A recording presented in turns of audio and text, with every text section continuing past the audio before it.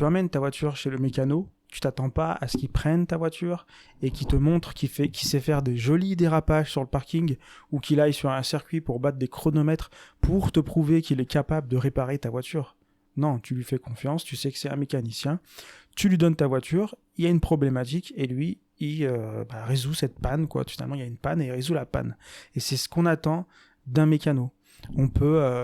Alors oui, il y a des passionnés qui vont être mécanos, puis bons pilotes. Et puis, ils vont être aussi bons constructeurs. Tu vois, on peut pas demander, par exemple, à un constructeur de voiture, on peut pas lui demander d'être bon voilà, c'est pas parce qu'il sait bien conduire une voiture qu'il est bon constructeur de voiture. C'est pas parce qu'il sait bien vendre une voiture comme un concessionnaire qu'il sait la construire, etc., etc. Il y a différentes casquettes qui gravitent autour de la voiture, on va dire, là. Et si toi, tu parles de business en ligne ou tu parles de tennis, tout ce qui tourne autour de ta thématique, autour du service ou du produit que tu vas créer, t'es pas obligé de tout maîtriser en fait. Il suffit de maîtriser un pan de cette partie. Et puis tu peux être un petit peu bricoleur, tu peux être un bon pilote, et puis savoir un petit peu bricoler, et puis connaître un petit peu comment les voitures sont construites, comme ça t'aide aussi à savoir comment on les répare, etc., etc. Tu vois ? Mais tu peux pas être bon dans tout. Ça met des années, et puis c'est pas beaucoup de personnes qui arrivent à tout maîtriser, quoi. Il y a des passionnés qui savent faire plein de choses. En fait, tout ça pour te dire que sur les réseaux sociaux, on voit beaucoup de personnes qui, on a l'impression qu'elles savent tout faire, qu'elles sont... elles font des super produits, elles ont une super visibilité, elles ont des clients qui sont tous satisfaits, ils ont des super tunnels de vente, etc., etc. Et en fait, des fois, quand on creuse, c'est pas aussi beau que ça, aussi beau que ça en a l'air. Et du coup, tout ça pour te dire que t'es pas obligé, de tout maîtriser. Alors, c'est bien d'avoir une vision d'ensemble sur ta thématique, sur tout ce dont tu as besoin pour faire fonctionner ton système, ton écosystème entrepreneurial, ton écosystème minimaliste. Mais t'es pas obligé de tout maîtriser. Par contre, c'est sûr d'avoir une spécialisation, une spécialité, et autour, tu peux travailler un petit peu sur d'autres choses qui peuvent justement construire, qui peuvent interagir avec positivement. Tu vois que ça va créer une sorte de symbiose où tous les éléments de ton système vont travailler ensemble, interagir, et quand tu vas avancer sur quelque chose, inconsciemment, on va dire, ça va faire avancer d'autres choses, tu vois. Quand tu vas comprendre, par exemple, comment on construit, pour l'exemple de la voiture, comment est-ce qu'on construit, je sais pas, un essieu pour fixer une roue, ça va peut-être t'aider pour faire des réparations, je sais pas, sur les amortisseurs ou autre. Voilà, c'est un exemple. Mais tu m'as compris. Donc, déjà, tu n'es pas obligé de tout maîtriser pour être légitime, de partager, d'être pédagogue. Être pédagogue, c'est ça qui est plus important. Tu vois, tu peux être un bon pilote ou tu peux être bon, par exemple, si tu veux partager de la guitare, tu peux être un bon guitariste, mais tu peux être complètement nul dans le fait de partager ça sur YouTube. T'es pas du tout pédagogue, t'es pas intéressant, et les gens, ils n'arrivent pas à accrocher, et voilà, donc... Il y a aussi ce travail de pédagogie, mais tout ça c'est autre chose. Il y a aussi le marketing, il y a aussi faire un produit. Voilà, il y a tout plein de choses à bosser, et c'est ça aussi quand on est solopreneur, on a énormément de choses à maîtriser, et des fois ça peut être compliqué, et si on est victime du syndrome de l'imposteur, on peut vite rentrer dans un cercle vicieux où on perd confiance, on n'arrive pas à avancer, on se fixe des objectifs qui sont pas assez ambitieux, ou peut-être parfois qui sont un peu irréalistes, un peu trop ambitieux, et du coup on se perd dans tout ça. Donc voilà, dans ce podcast, je voudrais qu'on voit ça. Déjà, j'ai l'impression qu'on a fait une belle introduction. Comme d'habitude, j'ai rien préparé, hein. Et puis voilà, je te souhaite bienvenue dans ce nouveau podcast, hein. Oublie pas de t'abonner. On est sur le podcast Solopreneur Minimaliste. Pour l'instant, peut-être que le podcast va changer de nom, c'est fort probable. D'ailleurs, il s'appelle pas Solopreneur Minimaliste, mais il s'appelle... Alors la chaîne YouTube, tout ce qui est réseaux sociaux, c'est Solopreneur Minimaliste. Et le podcast, c'est Soloprenariat écosystémique. pour avoir l'idée, tu vois. Mais je pense que c'est un nom qui est amené à évoluer, quelque chose. Faudrait que je trouve un nom qui soit un petit peu plus facile à retenir et qui se démarque un petit peu, tu vois, de juste soloprenariat, écosystémie, tu vois. Faudrait un truc un petit peu plus punch. Et bon, ça viendra avec le temps. Et donc voilà. Si tu es victime du syndrome de l'imposteur, j'espère que cet exemple te parle. T'es pas obligé d'être mécano. Enfin, t'es pas obligé d'être un bon pilote pour être un mécano et inversement. Moi, j'ai ce problème de syndrome de l'imposteur. J'y suis passé, j'y passe encore. Et en fait, il y a plein de trucs comme ça. Et j'écoutais justement un podcast d'Oussama Ammar il n'y a pas très longtemps. Et il disait encore quelque chose qui m'a probablement inspiré ce podcast, encore une fois, même si c'est un sujet qui travaille beaucoup en moi et j'ai pas mal de choses à raconter, on va voir. Hein. Et en gros, il disait que il n'y a pas besoin d'être un grand athlète pour apprendre, enfin pour coacher un athlète. Les plus grands entraîneurs de, je sais pas, les coachs de tennisman, tu vois, les plus grands entraîneurs de tennisman, eh ben, ils savent pas forcément hyper bien jouer au tennis, mais par contre, ils font des tennisman top du top, tu vois, Roland Garros et tout ça, quoi. Donc voilà, c'est ce qu'il faut comprendre quand tu entreprends, quand tu veux être dans l'infoprenariat, eh ben, t'as pas besoin d'être au top du top. Les personnes qui sont au top du top, bah, comme je te disais, soit déjà, elles n'ont pas forcément le temps, ni l'énergie, ni les compétences pour créer une chaîne YouTube, créer un compte TikTok, pour partager tout ça. Tu vois, l'avantage d'être un peu multipotentiel, même si j'aime pas ces mots, mais si tu matches avec ce que je fais, c'est probablement que voilà, tu tâtonnes un petit peu plein de choses, t'es plutôt celui qui voit la forêt au lieu de voir l'arbre isolé, et voilà, t'arrives à prendre du recul, t'arrives à être un petit peu voilà, multipotentiel, à faire des liens entre les différentes compétences, et c'est ça qui est important. Quand on est solopreneur, c'est ça qui fait que on va être à l'aise, on va réussir dans dans ce qu'on entreprend. Donc voilà, c'est cette vision d'ensemble dans ce dont je voulais parler, cette pédagogie qu'on doit aussi travailler, notre communication, notre façon notre capacité à créer un produit qui match avec une problématique, avec une audience, de communiquer sur ce produit, de vendre, d'être persuasif, et ensuite de savoir aussi améliorer son produit, améliorer son service, et créer une communauté. Ça aussi, la création de communauté, c'est quelque chose qui est pas facile, et t'es pas obligé de créer une communauté pour réussir en tant que solopreneur, dans l'infoprenariat, tout ça. Moi, dans mon autre business, voilà, qui est lié à l'écologie, hein, je t'en avais déjà parlé un petit peu, mais j'ai pas m'étaler là-dessus. Mais voilà, j'ai pas forcément créé une grande communauté autour de moi, mais j'ai suffisamment apporté de valeur en gratuit pour que les gens aient confiance en moi. J'ai quelques personnes qui, voilà, j'ai plusieurs produits, plusieurs formations en ligne, et voilà, j'ai des personnes qui achètent toutes mes formations.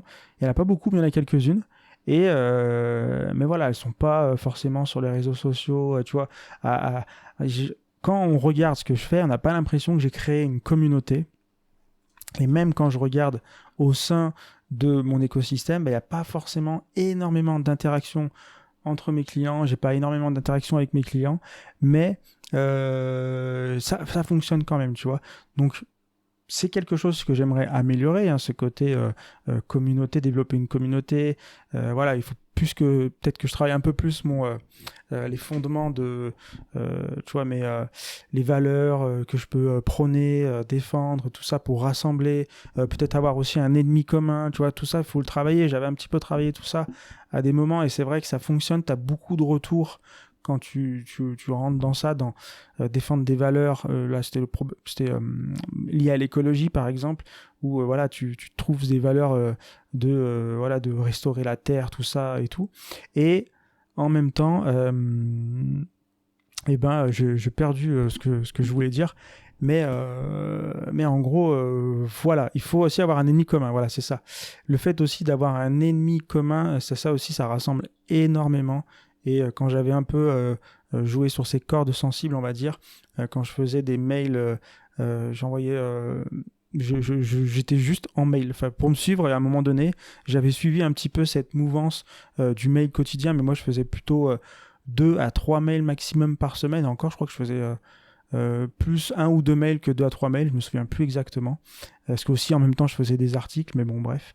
Et, encore il y a une époque où je faisais pas que du mail, donc je faisais peut-être 2 3 mails. Bref, on va pas se perdre dans ce bordel. Mais je sais plus ce que je veux dire, mais en gros, oui, j'avais joué un petit peu sur ces cordes sensibles de défendre ses valeurs et aussi pointer un ennemi du doigt. Et j'avais remarqué que j'avais beaucoup plus de réponses à mes mails, des personnes qui me disent ouais, je me suis reconnu, je suis bien d'accord, tout ça. Et voilà, mais voilà, moi, mon truc c'est pas trop mon truc, le truc communauté, gérer une communauté. Voilà, je suis pas encore. Je pense qu'aussi, j'ai pas encore. Tu peux le remarquer, hein, je suis pas parfait dans mon éloquence, même si j'ai énormément progressé. Hein. On parle de syndrome de l'imposteur dans ce podcast.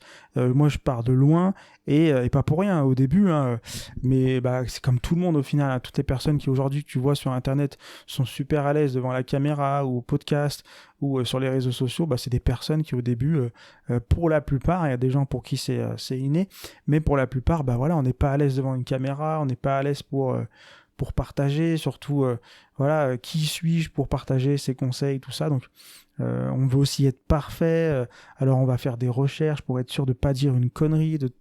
Il faut en dire des conneries, c'est pas grave.